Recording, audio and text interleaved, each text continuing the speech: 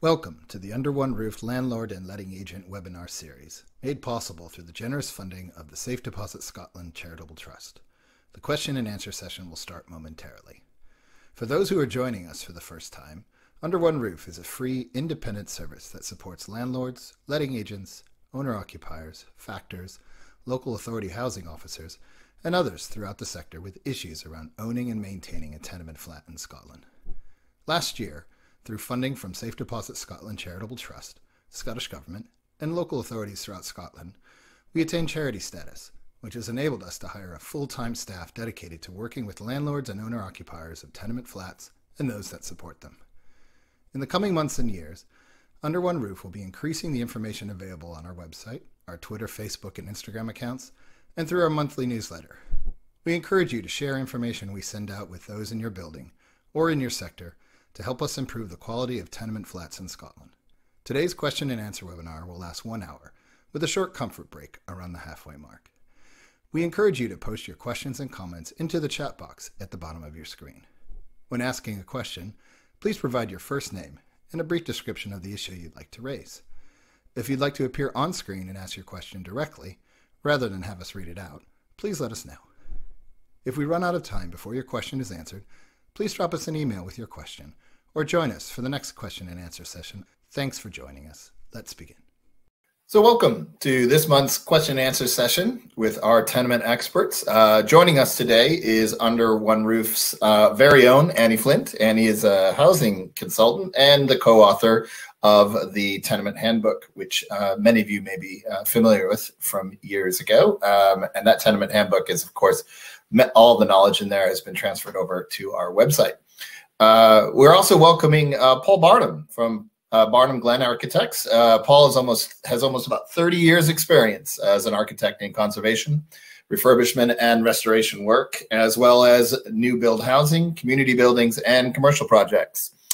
So welcome, Paul. We already have some pre-submitted questions from our audience, but before we start with the questions, I thought I would hand it over to Annie and Paul to talk a little bit about some work that Paul is doing right now on a tenement issue that happened in Glasgow back in early August with part of the front of the building collapsing. So Annie, I'll hand it over to you and let you, the two of you, just talk through that before we get to the questions. Yeah. Hello, everybody. Good evening. It's really nice to be here again. I think we always find these sort of live sessions quite exciting. We're just waiting for those questions to come in on the Q&A, so it's always good. Paul isn't actually working on this particular block that we're going to talk about, but it's something that's been in the news, and both Paul and I went to have a look at it today, just to see for ourselves what's been happening there. Let me just pick up some pictures to show you.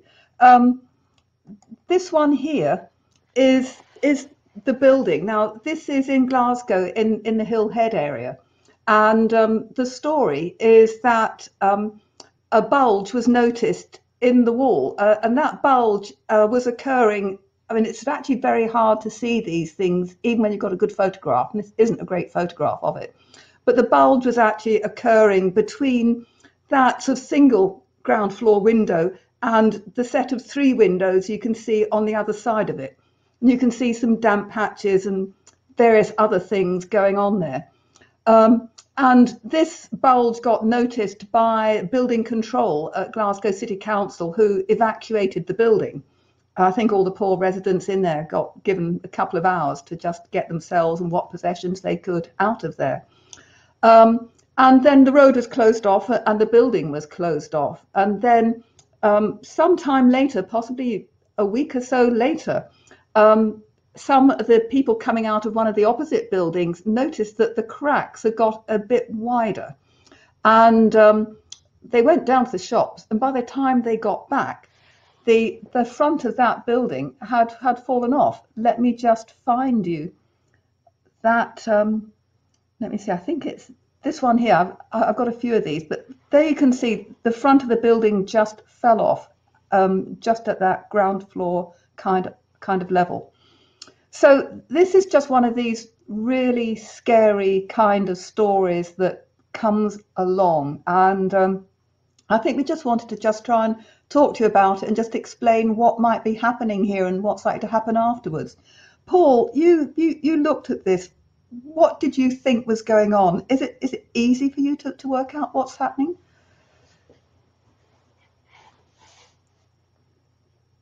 I think Paul's muted. It's the classic cry, Paul. You need to, there we go. We've got you now, Paul. Thanks. It's not always obvious what's happening or what the cause of it. It's clear what's happened, but the cause of it, a few things struck me as being it's happened at a weak point where there's a flue running up inside the building full height. But having said that, it's only a single flue, and there are a lot of chimneys that you see on the walls, in the outer walls of tenements, that are carrying up to as many as 4 flues. Only usually one, when you get down to the ground floor level. That's good seeing that view. The other issue is that, well, the question is why did it start to bulge at the ground floor level? A number of thoughts come to mind. Looking at this image in front of us, you'll see what looks like quite poor quality rubble in behind the skin of smooth stonework on the outside. That's maybe not uncommon. It does look particularly rough, but it's difficult to say that's what the inside of a tenement wall often looks like. And you've got to bear in mind that what's fallen off is a skin of stone about 100 mil to 120 mil, maybe 150 mil, sometimes with small returns tying in at the windows, but very often like the one that's illustrated now. But that being the facing part on the right-hand side of the present image of a wall that where the stonework can be sort of 500 to 600 millimeters thick. The overall wall thickness of 600 millimeters usually includes the lining on the inside, so it's never quite 2 feet thick. Rarely quite 2 feet thick, but you've got a thickness of stone behind there. And keeping this image up, what you're seeing in that previous image is the sort of rubble infill of a wall that you'd rather hope has got some more solid stones in it on the inside that's holding it all up. But what's holding it together on the inside is where you see the stone lintels across the tops of the windows on the outside. Bear in mind that on the inside of that, if there's not been any sort of repair work carried out, you'll have big timber lintels, which often are, they can be perfectly okay, but if a building's not well maintained, they often become a source of rot and weakness within the building, which leads to my second point, and moving on to the seeing that that's a corner tenement. The corner tenements are often maybe have weaknesses in them.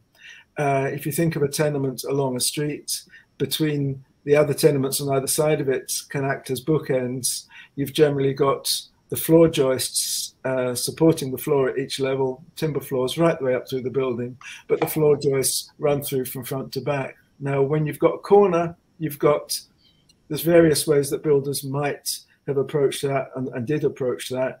Sometimes it's not uncommon to have the joists going, you've got to choose which is front and which is back. So at each floor, they run at 90 degrees to the floor below. So here I'm thinking that possibly, and where, just to follow through that logic, where you've got the floor joists tying in, floor joists built into the wall, that helps to tie it together. But then here, the floor joists are only going to be built into that inner messy looking bit of the wall. So that may not be an argument either, because whichever way those floor joists ran, they wouldn't have been tying into that outer skin of stonework. So all that's led me to think of, well, what is going to make that outer stonework bulge out? And when Annie and I looked at that today, we could see the stonework that's still sort of hanging in there to the right-hand side of this picture is bulging out significantly. But according to the resident opposite we were speaking to, that was pretty much what the bulge was like along that whole length of wall that's collapsed before it collapsed, bulging really from the ground level at its most extreme at about the window sill height, and then leaning back in to the line of the wall above that. So it's really asking the question: what has caused that wall to bulge out? Has something failed in the at the foundation level? Has something weakened that wall? Certainly prolonged. Looking at the overall state of the building, there's a lot of water damage and a lot of disrepair evidence, a lack of repair that will have caused water ingress all from the roof down to the ground in that building. But there's lots of other buildings in a similar state which haven't suffered such a catastrophic incident. So I wonder, is there something happening at ground level that's caused the stonework to fail? Looking at that picture again from before, it looks like there's a shadow line under the double window on the right hand side of the picture, and I think this is maybe what you were talking about before, Annie. It is a string course that runs through there, but the shadow line is more. There is a vertical crack where that failure has occurred. Do you just want to explain to people what a string course is, Paul? Sorry, a string course is any horizontal course which projects from the line of the building. So there's a very at ground floor level. You can see the ground floor level from the closed stairs going up, lining up with the top of the closed stairs. There's the band of stonework that lines up with that projects just slightly, probably no more than 50 mil. There's a bigger string course at just above first floor level between the ground floor windows and the first floor windows, which is more like a molded cornice, and that's projecting about 150 to 200 millimeters. And it's but coming back to what's happened at the ground floor level, it's just something. One thing that maybe need to be looked at is what has caused the destabilization of that stonework. Yes, water getting in to the whole fabric of the building won't have helped. The mortar will have been dissolved by the water getting in and leaching in, and the building drying out and getting wet again will gradually dissolve the mortar that is tying together the skin of masonry on the outside to the thickness of wall behind it. But what has actually made it bulge out? I can only think of things like water pressure from within. Has someone, the building looks neglected. Has there been a leak of water inside the building that's been going on for a long time that has affected the foundations or is affecting the foundations? Because we look in Hillhead, historically, we always looked at things like the history of mining in that part of Glasgow, and all the drifts, adits, and mine shafts that were close to the centre. But my recollection is that a very thorough grouting program was carried out from the 80s through to the end of the 1990s, and I've not heard of any problems related to mine workings since then. I mean, it could be unlucky that there's. Yeah. So I don't think. I think, Paul, grouting is another of these confusing terms. You know, if you think about what you stick between the tiles around your bathroom. No, it was basically they came along with a cement with vast quantities of cement, pumped it into the ground under tenements, and hoped it was filling all the voids where mine shafts being identified. It was very hit and miss, and there were all sorts of urban myths grew up about cement being pumped in the West End and coming out of the ground in Shettleston, which I think were, but there were things, the sense that you didn't know where the stuff was going. Yeah, yeah. But I think there's one point that it illustrates, and that is just how important it is to take care of the ground floor of buildings. I mean, we're always looking up and looking at water coming out of the gutters. But at the ground floor, you know, those stones are taking the weight of the whole building on top of them, weren't they? Yeah. And that's possibly why they've gone there, even though there was damage right the way up the building. Is that a correct? That's why I was thinking of something happening that's water related at ground level, because the nearest thing I can think of, it was different, and because it was an internal wall, an internal brick wall, which is only half a brick, that is to say the width of a brick thick, as are most of the spine walls inside the tenements, like the walls between the hallways and the rooms to the front and the back, either side of the hallway. And there was one also in the West End, a building of a similar age, that was being or about to be refurbished. When I was surveying it, it was a flat that hadn't been entered for a while, and there was a phenomenal bulge of a similar profile to the one we saw here today in this wall. And honestly, looking at this wall, which you knew to be load bearing, and you knew it was at the ground floor of a 4-story tenement, you couldn't see how it was staying up, and it was internal, so everything around it could be propped, which was what happened very quickly.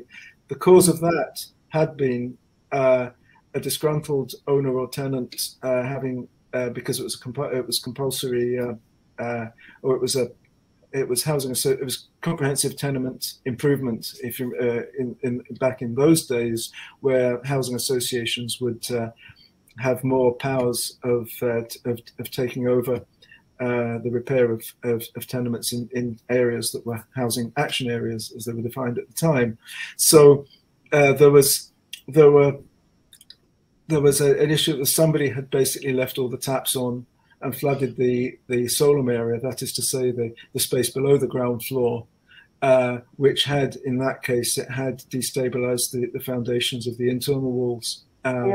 Which had brought about that problem. Yeah, Paul. People were saying, you know, that they'd been told this problem was occurring. They hadn't been able to get agreement. If people had come along and tried to fix this before it all fell down, would it have been cheaper? I mean, I know this is a hard question to ask without knowing exactly what the cause is, but well, I think that looking at it today, what will be happening? I presume a demolition contractor will be brought in as to do an emergency shoring, and people get scared when they hear demolition contractors, but they're the experts at holding up, at doing temporary shoring works. It's certainly more difficult to do that with the state of the building it is today than if those stones had been in place, and then you could have just put up.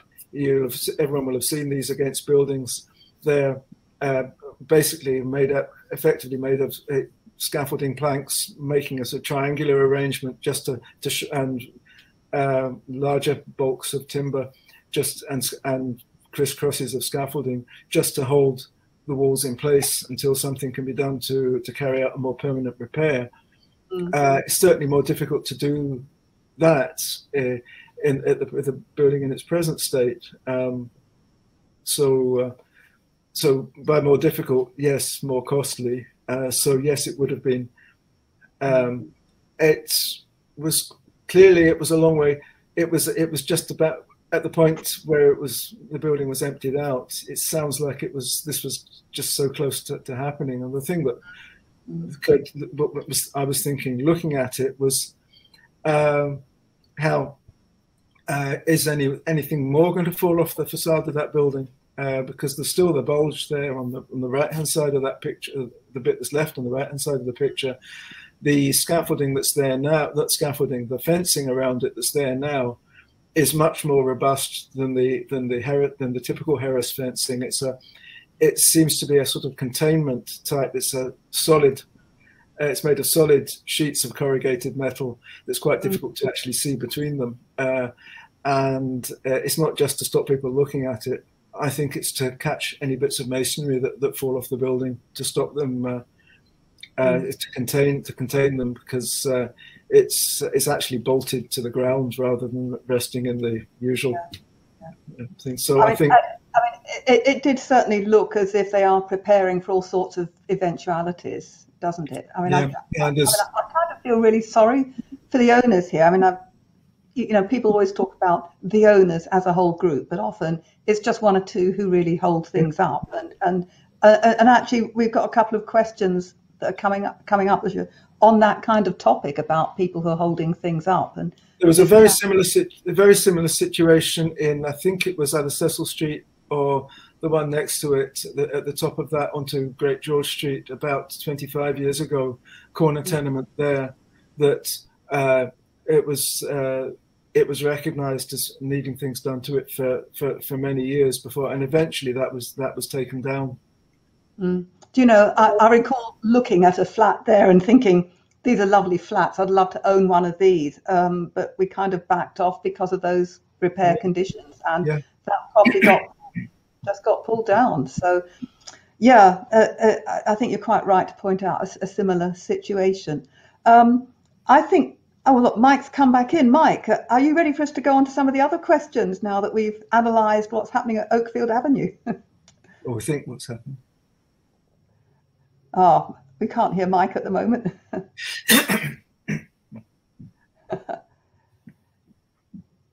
We still can't hear Mike. While Mike tries to solve things, maybe I could just sort of pick up and start on one of the first questions that's come in, and it was from Keith. I'm just wondering if Keith is here in the webinar room, but Keith's question is actually about sort of a joint downpipe. So he's got a situation, as we're reading it, where there are two tenements next to each other, and there's a downpipe which was shared between them. And the other owners have done some kind of intervention to either remove a hopper that was there, and the situation just seems to be continuing.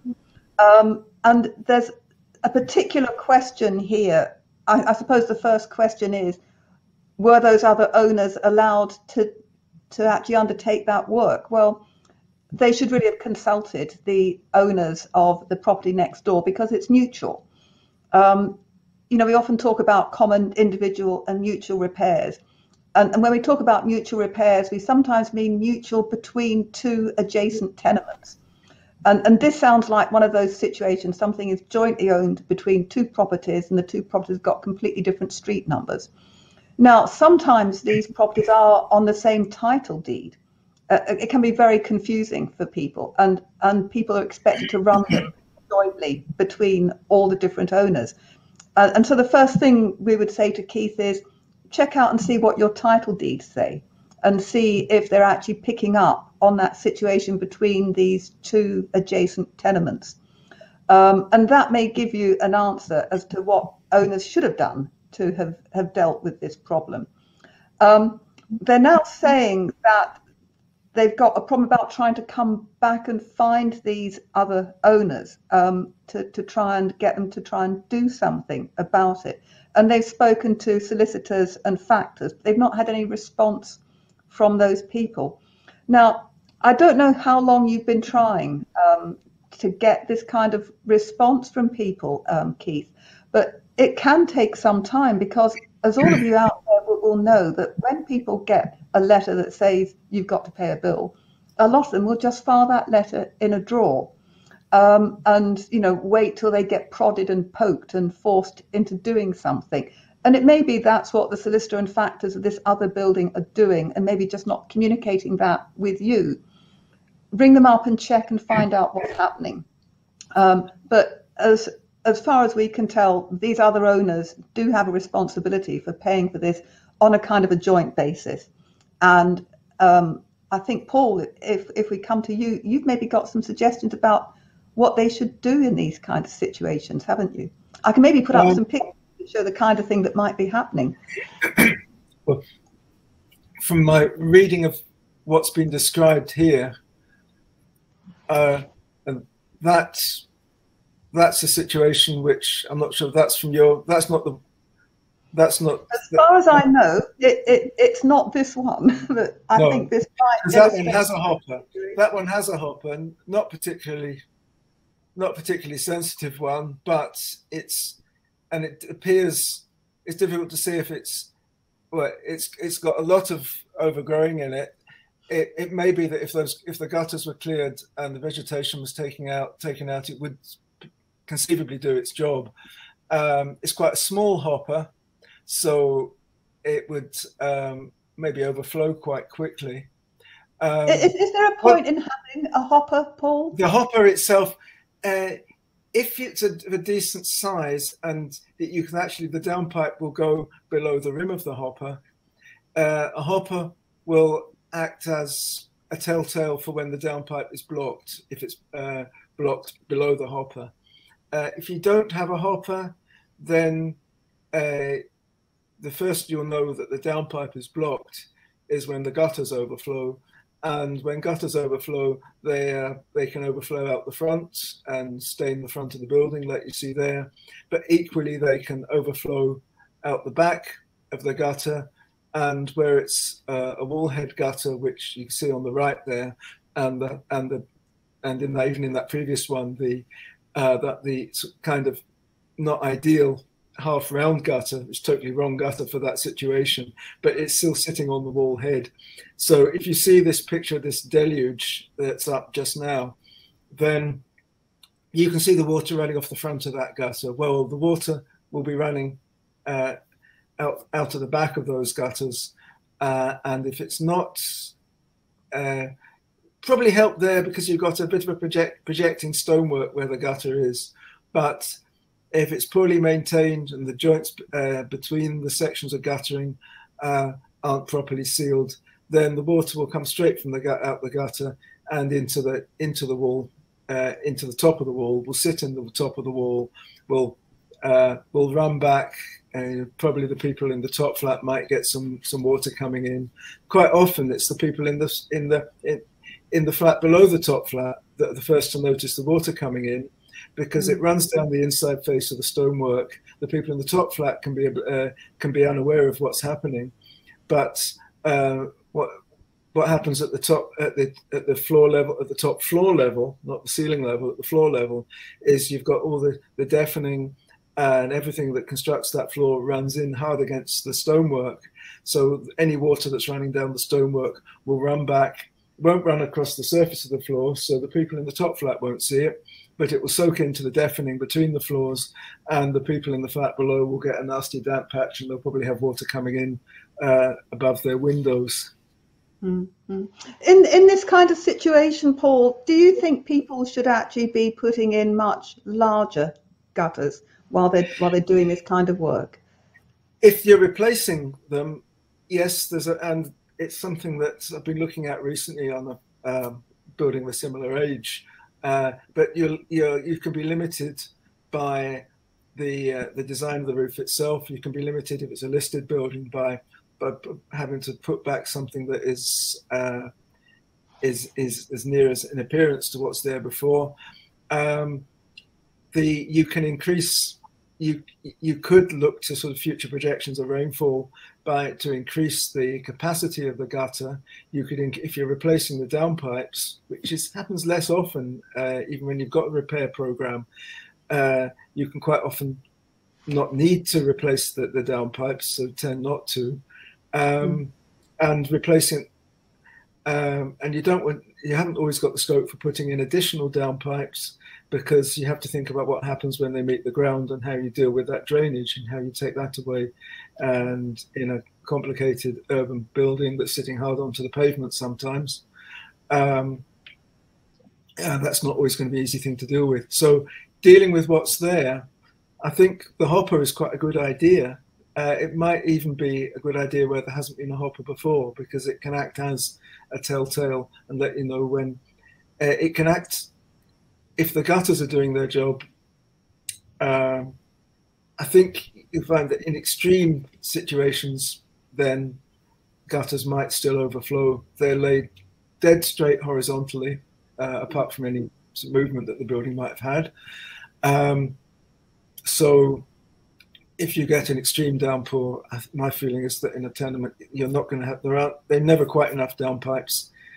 You just really want to make sure that everything's detailed as tightly as possible, so that the slates, or if it's one that's had replacement tiles, that there aren't any broken slates or tiles on the roof. Everything's at least shedding to the outside as best it can. The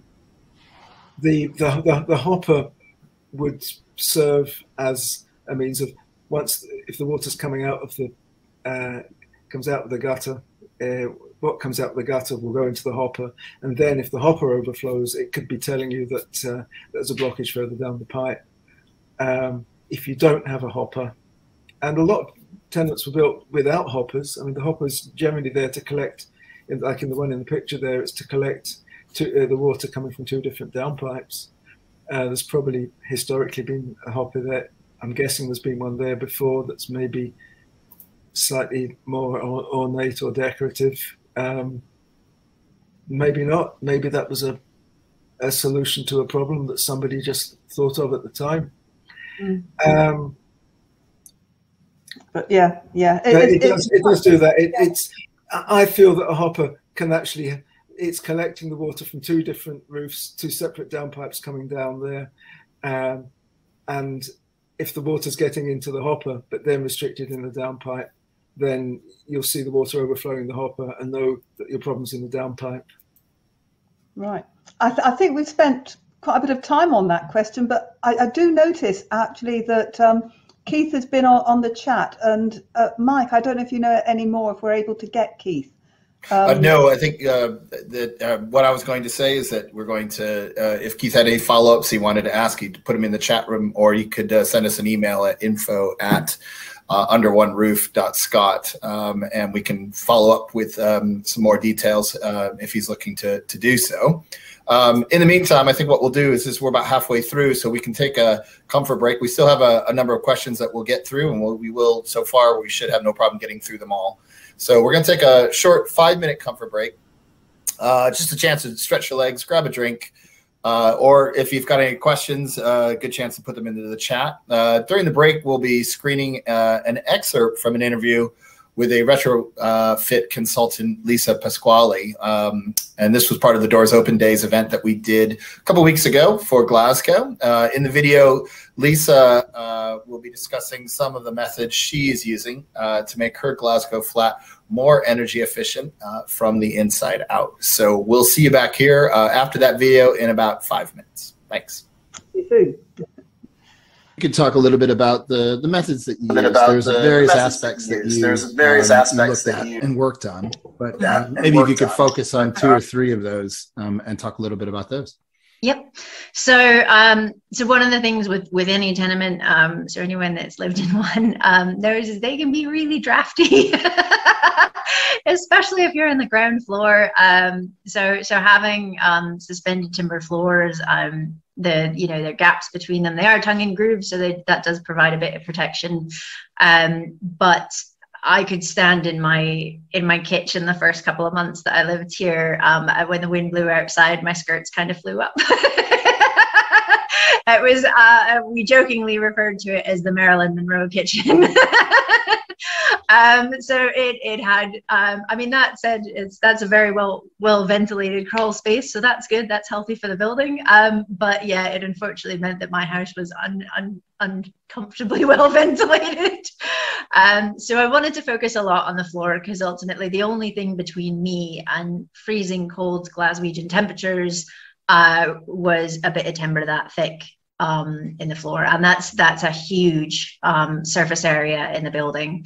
So I focused a lot on, firstly, draft proofing the floor, sealing it up as best I possibly could, and then insulating it and protecting that insulation with a wind barrier on the underside.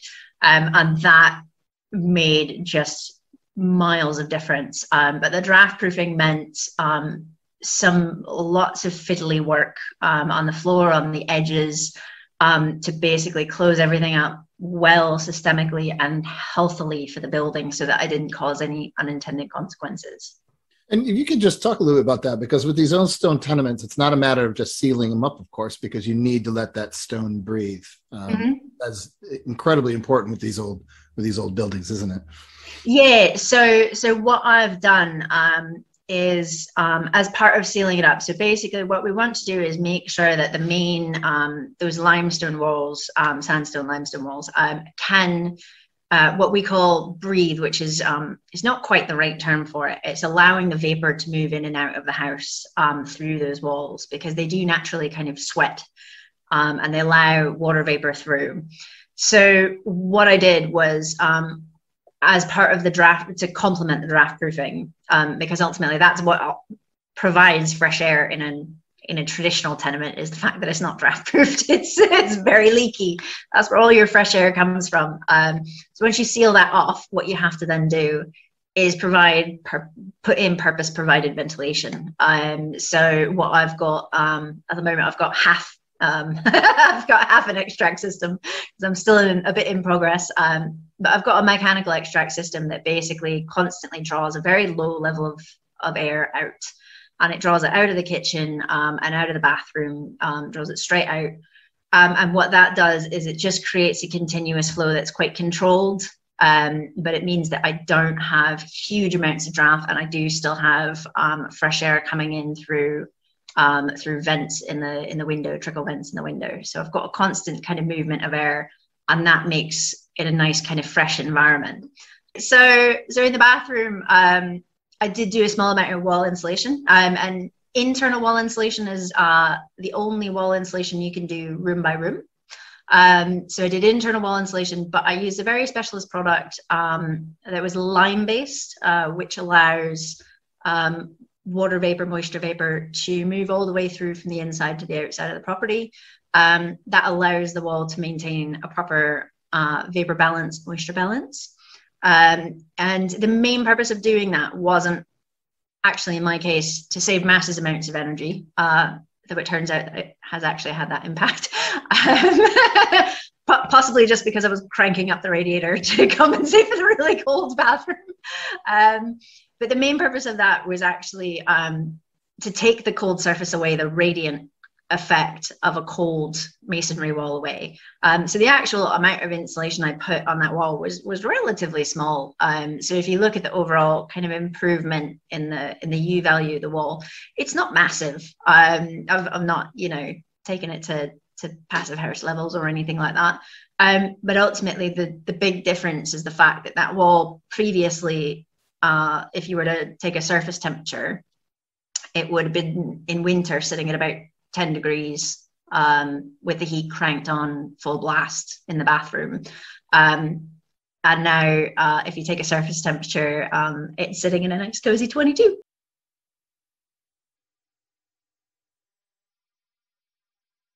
Great. Well, welcome back, everybody. I hope you enjoyed that. We have a longer version of that video, the Doors Open Days video with Lisa, that we can, what we'll do is we'll put a link into the chat room. So if you'd like to see more about that, it's about a 20-minute interview or so. And it's really fascinating, the conversation we have with Lisa and what you can actually do at home, particularly if you're somebody who has a lot of the skills that Lisa does, but even not, if not, there's some really fascinating stuff that she talks about as far as for the historical elements of the building and how they put to use.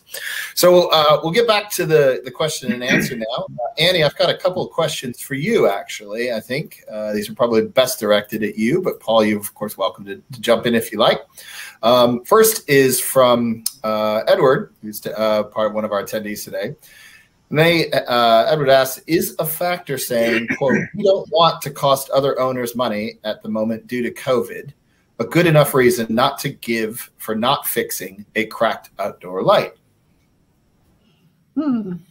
Well, certainly there are a lot of people who are struggling a bit to kind of make up their finances after COVID, and it's kind of adding to a problem there's always been about a lot of owners who actually can't afford to repair their properties properly, and that situation that underlies so many of the repair problems that we actually want to talk about. There are a lot of can't pays. There also won't pays, of course, but can't pays is almost more of a problem sometimes, I think. So can you use it as an excuse? Well, I think certainly you wouldn't want to be forcing people to try and carry out any improvements, like an improvement being to put something in which wasn't there in the first place. A cracked light, it's not going to be that expensive to fix, surely. If it's causing an issue about safety, if it's a security issue, if people are likely to fall on the stairs or whatever because, they just can't see, I don't think it's a great excuse. But I think, what may be happening is that you kind of have to understand the factor's business model with things. And that is, they will pay out for a repair and then they will hope to get that money back from owners. And until they get that money back from owners, they're operating on a shortfall of cash. And it's just like you as landlords, if you don't have anybody in paying rent on your property, you've still got to pay out your mortgage and all these other costs. So there is a financial issue for factors in trying to carry out repairs when they just know that they're not going to get other owners to pay up. And it may be the factor is actually saying, look, I think there are probably more serious things that need to be done. I would really like, if we can get money out of owners, to try and focus on those serious issues.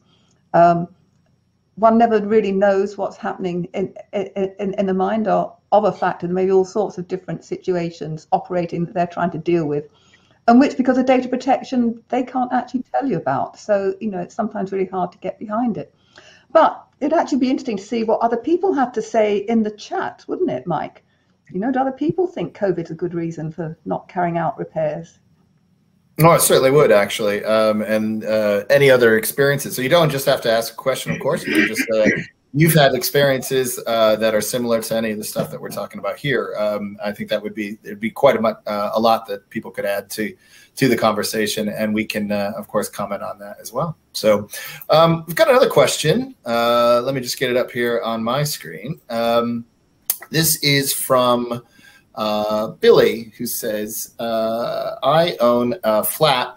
Within a tenement building with 4 flats above 3 commercial shops. The building is in a bad state of repair, with a mullion falling onto the street last December. Now, the factor and council tried to force commercial properties to arrange work. The council ended up making the building safe by putting up extensive scaffolding to protect the public and support the building. Now, all 4 owners have agreed to pay their share of works, estimated around 180 grand. The flat share is approximately 4% each, and the commercials are still refusing to pay. And I know that Billy's, just to clarify something on that, is the percentage is approximately around the flats 4% each, and the shops are varied, but one small shop pays 28%. One shop and the other much the same, 34%, I believe. So the commercials are still refusing to pay. Recently, I had a bill for £800 for the scaffolding, which is still up. And the flat owners are starting to take legal advice. And also, Billy adds, the factor has given up and stopped managing the property. So he finishes with the word help. So Annie, what kind of help might we be able to give Billy as far as some options here?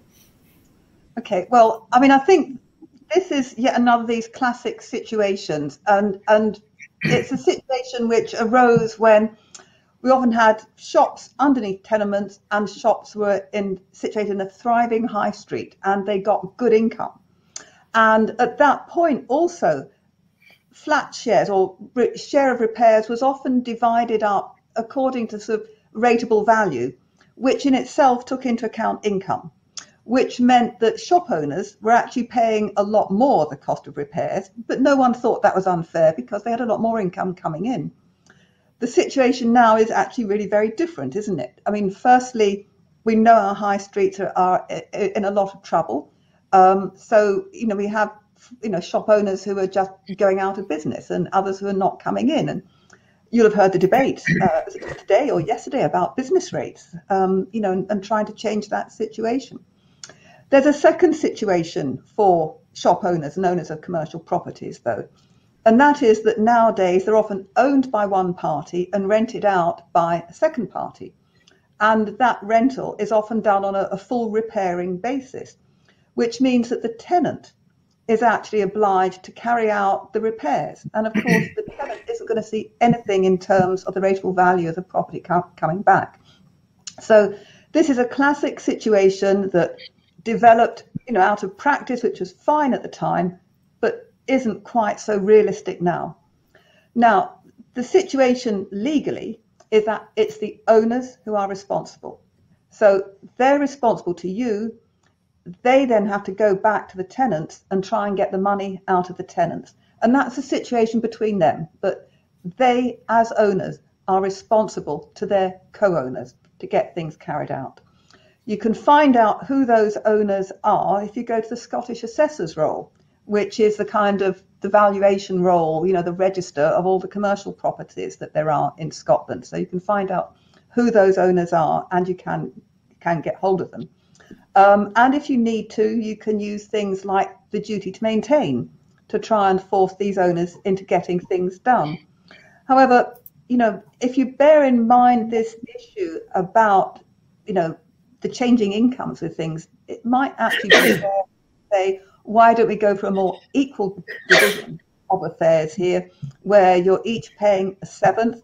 I know it's more money for the flat owners, but you are going to have your building repaired. So, this may be something that's worth doing. So that's kind of the longer term situation. I'm just wondering if Paul wants to comment on scaffolding costs and the issue of mullions as well, and just how important this kind of repair is. Well, I'm imagining that the mullion was a stone mullion dividing a window at the upper level, or it could have, unless it was a mullion within the shop front below. I'm not sure. It's not clear. It could be either. But in either case, I'm reading that as something that was it sounds like it's a structural issue that the building. Yes, the stonework is part. It sounds like the stonework is holding itself up with but then the mullion is there for a reason, unless it's a decorative mullion. But it still sounds like bits of the building shouldn't be falling out onto the street. I mean, and it comes back to Annie's point about the duty to maintain the building, and about scaffolding costs. Yes, I mean, scaffolding costs tend to be charged on a weekly basis. So if something, scaffolding's usually is on hire. Usually, not all companies. Some companies, sometimes things can be owners can buy the scaffolding, and then it just for the duration really. But if it's on hire, then you will get a weekly or monthly bill. As long as that scaffolding's up there, and that's going to be a burden that you'll be wanting to avoid, certainly. And of course, in this situation, Paul, if it is all on a sort of evenly divided weekly cost and it's all adding on to the repair cost, at the moment, it's going to be the commercial owners that are going to end up paying most of that cost when it comes round to it, because it's just all part of the cost of fixing things, isn't it? Yeah, except that in the meantime, there's a stalemate, and the flat owners are having to cover these costs. That's what it sounds like. Yeah, I mean, I think the answer. Yeah, I think the answer we're saying to people is, look, track down those owners using the Scottish assessors. Look for the shop owners, not the shop tenants. Yeah.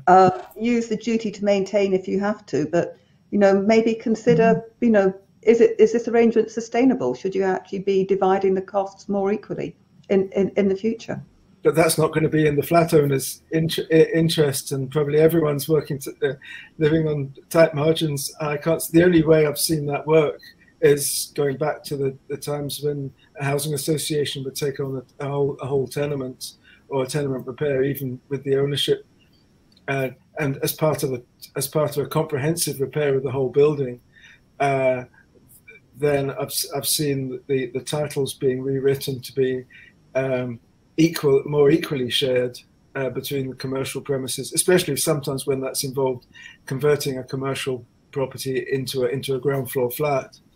And if you're looking at the long term, what might be the long term interests of the building, something like that might happen if the commercial properties, the commercial units may not be viable. We obviously don't know enough about where this is, and different towns and cities in Scotland have got very different forces at play economically and socially as to what's going to be viable. Yeah, there is actually a case that went to the Lands Tribunal where owners did seek to get shares set out a bit more equally between the commercial and the residential owners.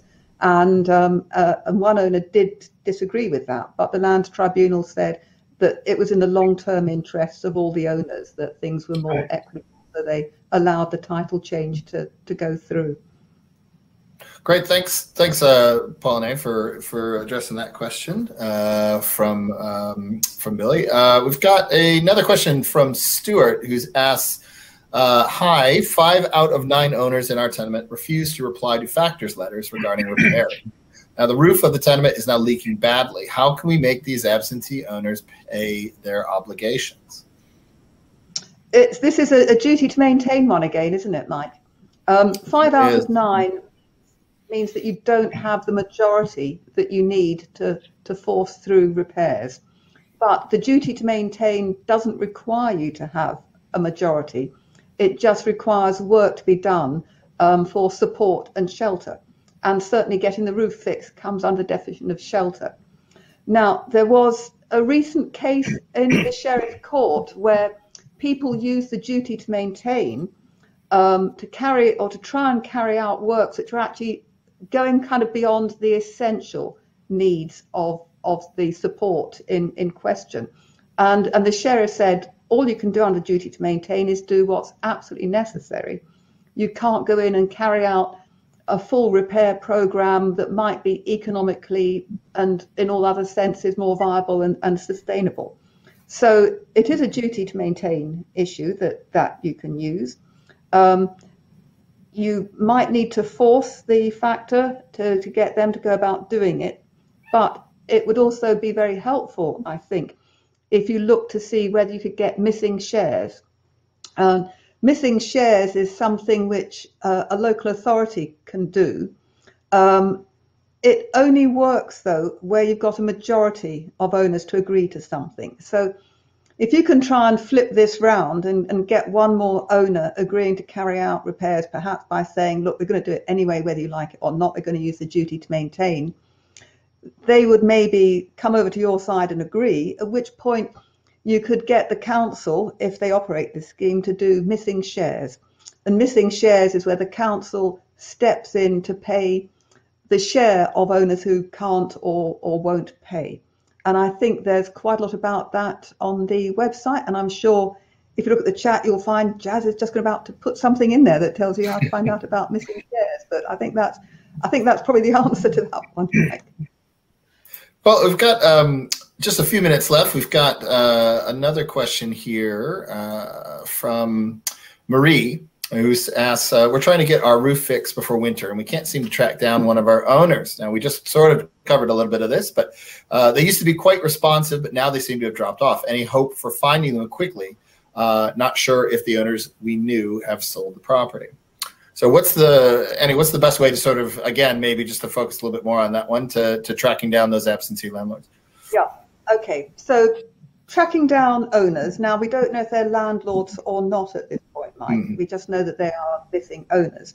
So what you need to do is go to the Registers of Scotland, and the registers tell you who owns a property. Now, they do take a few months to be updated. So if someone has just sold recently, you may not actually get that change of ownership recording going through. But when you do get there and you find the owner's name, then that owner is still responsible for carrying out the repairs, and you just don't know what's happening to them. So again, think about whether the missing shares might work. If you can't contact an owner, that might be a way of getting things done. Think about the duty to maintain again in that situation, whether that would be useful. If you think the flat is rented out to a landlord, your landlords out there, you know you have to register. So you can check the register of landlords to find out if someone's there and how to contact them or the letting agent. So I think that's what you do about actually tracing the absentee owners. And that should get you in that position. But, you know, it's not just finding them, it's also getting it into action. Duty to maintain. Maybe the missing shares is the other thing that people ought to be looking at in this case. And I'm sure something else will occur to me in a minute that they might do, but come back to you, Mike. Well, I thought we would maybe just to wrap things up, actually, unless we get any more questions, just to bring Paul back into it. We got Keith's having a little trouble, so he's not able to come onto the video, but he did follow up with a comment about the first conversation that you and Paul were having from the first question. And he was talking about that issue of around the issue of that hopper and the downpipe. It says the problem is that instead of repairing a faulty hopper and or downpipe, they had them removed and fitted a gutter end cap, which is diverting the rainwater into our hopper band downpipe, which does not have the capacity to handle this extra rainwater load. So I don't know if there's anything more that detail provides, Paul, as far as sort of, or Annie, as far as sort of ways to think about this issue in particular, and how Keith and the owners in his building can address it. But. Well, if I'm reading this correctly, it sounds like that the adjoining property maybe had a separate rainwater system previously, which has now been diverted into this one rather than it always being shared. That's what's not clear, because they're saying instead of repairing a faulty hopper and or downpipe, they had them removed. So they've removed a faulty hopper and downpipe and then fitted an end cap, which I guess there's some other means of, there's some means as well as the end cap. I'm presuming there's an outlet as well, which then takes the rainwater into the hopper band downpipe, which I'm trying to picture that. I'm just wondering, have they really actually taken, because if they're just taking their water into yours, then that is really one for, that is a legal issue, because it's, if it's more, it does come back to the purpose and what was said before. Yeah, it's not dead clear, is it, Mike, whether what's happened is that Mike and Paul, it's not clear whether what's happened is that this sort of end that they put on the gutter, is it stopping the neighbour's rainwater going into a hopper that is on the, Keith's building, or what they've done is have they stopped the water from Keith's building going into a joint hopper and downpipe, which is maybe on the other building? We don't know, and maybe Keith could send us a photograph and we could try and have a look and work out what's happening here. But they didn't go about doing it in a very nice way, did they? I think that is the thing. They should really have consulted other owners, because it sounds to me as if it was something that was jointly owned, and they should have consulted. And I think you've got every right to be excessively annoyed with them. Well, yes, and no, that's great, Keith. If you've got any more follow-ups on that, do you think that might be helpful, or we might be able to look into a little more detail? Again, please drop us an email at info@underoneroof.scot. Anyone else can do that, and please pass that information on to anyone else that that has a question. Of course, we'll be doing these question and answer series once a month, usually the last Tuesday of every month. Jazz, who's helping out in the background, doing a wonderful job today. We'll put, I'm sure she has already, but again, highlight the links for the future Landlord and Letting Agent webinars that we'll be having. I know it's bang on 7, and I've got a kitten that's just attacking me under the table here, but I do have actually one really interesting question. I know, one interesting question I thought would come in from Tom Downey. I thought we'd try to address it before we get going. And Tom says that I am an owner of a flat in a tenement building containing 6 flats. There are 3 other owners in the block. 2 other owners own 1 flat. The 3rd owner owns 3 flats. So we've got that right. Now, one owner of a single flat refuses to engage contractors for repairs or maintenance to the block on the basis that he runs a property maintenance business and can do the repairs himself, supposedly at cost price.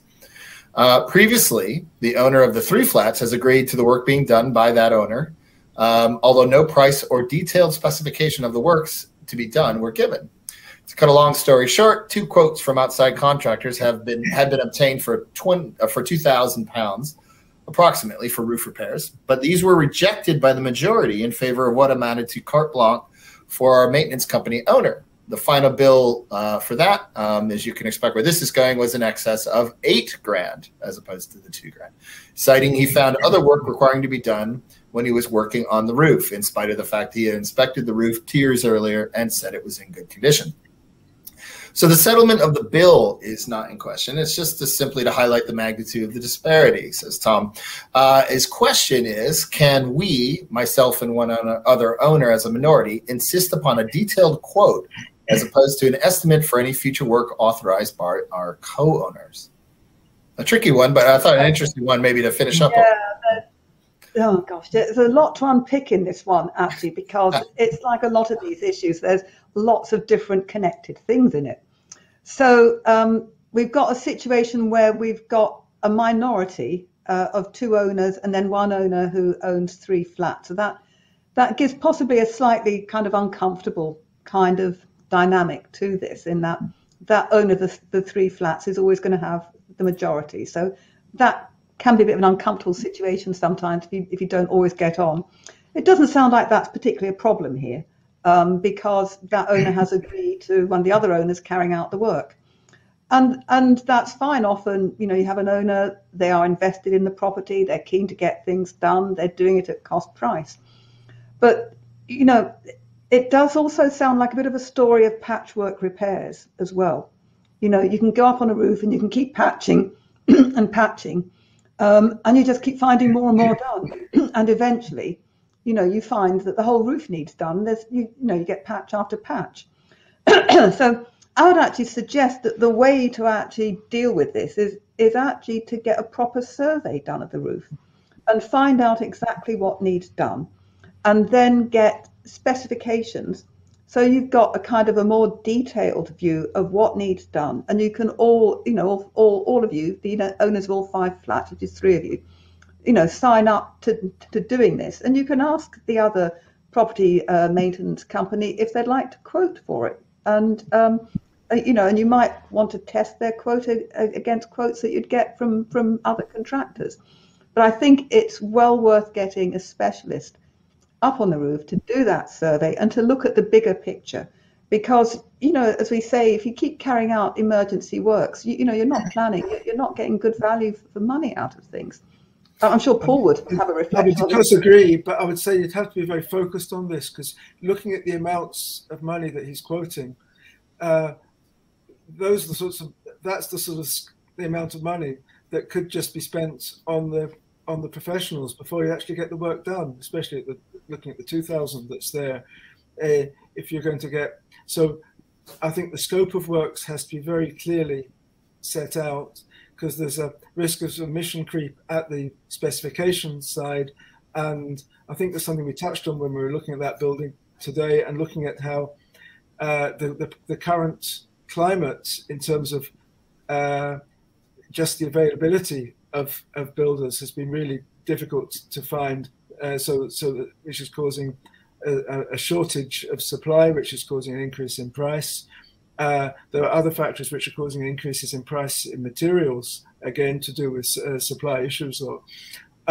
So we've really got to be focused in terms of, if you're not getting grant funding, and I'm thinking the majority of my experience as a building professional, I've only been brought in when there's a chance of getting some grant funding, either through the private sector housing grants, which I think have always seemed to be as rare as hen's teeth, are always thought to be being wound up, but I haven't had any project funded that way recently, but that's through Glasgow City Council.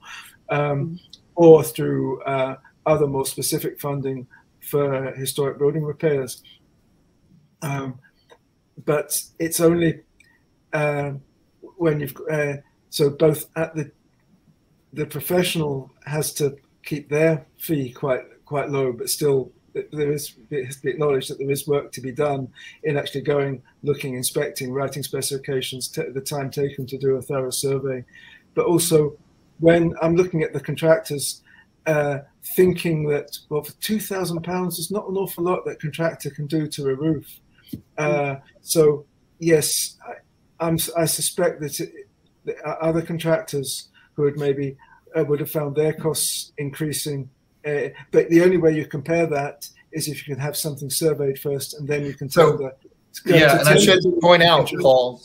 Yeah. Well, I should just point out that Tom said that, and I think this really gets to the crux of the issue, is that as the minority is unable to, they've asked for a survey and it was rejected, and they're the minority in favor of the others, under your opinion, who has a majority. And is the one that owns the property management company. So the question is, what are the options if you're in the minority here, and you can't force one through a vote? What are your options as far as that? Because I think ultimately getting to, or does he have no options, basically? Well, I mean, we're coming back to the issue about maintenance and it being a majority decision of owners, what happens, and that includes kind of the management of the contract. So you've got to get the other owner on board to get a detailed quote.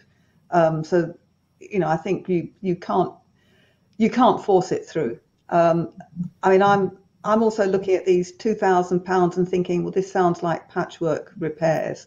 So that's why I'm kind of thinking, well, if we keep doing these patchwork repairs, is there something more underneath it that you do need to be tackling, and you're just going to keep getting a whole series of patchwork repairs?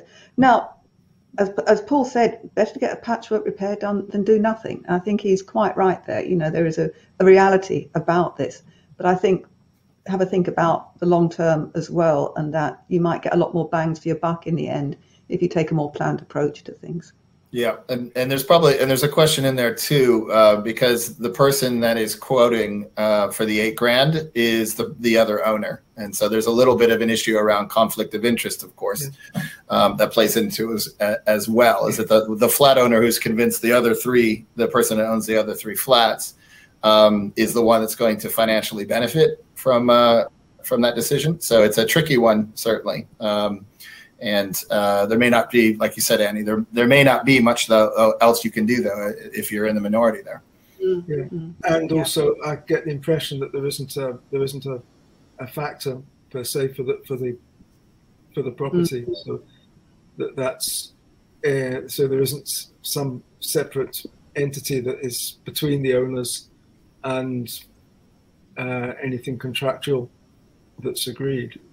I mean, one option could possibly be is that if they so desired, that the minority owners in this position could still go and commission a survey themselves. It's going to be expensive, but they could commission a survey themselves and see how it compares to the other one. But ultimately, it probably wouldn't matter, right? Because they still would be in the minority. Yeah.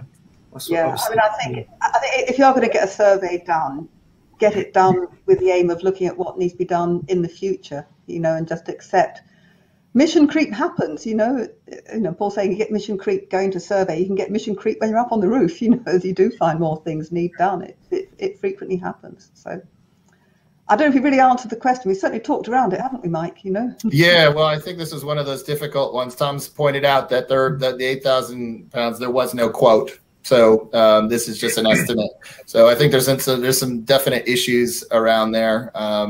And with these kind of information, and with all the information we have, ultimately it might be worth seeking some expert advice. So it might be a situation where if you suspect there's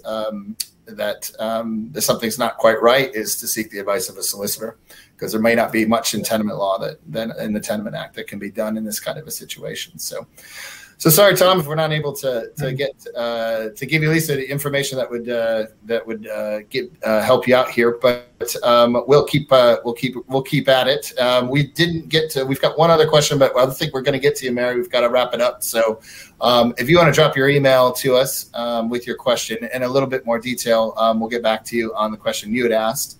And finally, just wanted to thank Paul for your time today, for joining us and giving us a lot of your expert advice, and Annie again for all the advice and information that you provided to all those who took part today.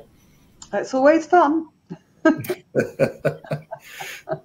Great. Well, we'll see you all next month. We've got a webinar coming up in a few weeks' time on conveyancing and buying properties. So you can find out more information in the chat room about that and any of our other upcoming webinars, including the next question and answer session, which we'll have at the end of the month of next month. So once again, thanks for attending, and we will see you all again very soon. Good night now. Yeah, thanks everyone. Thanks.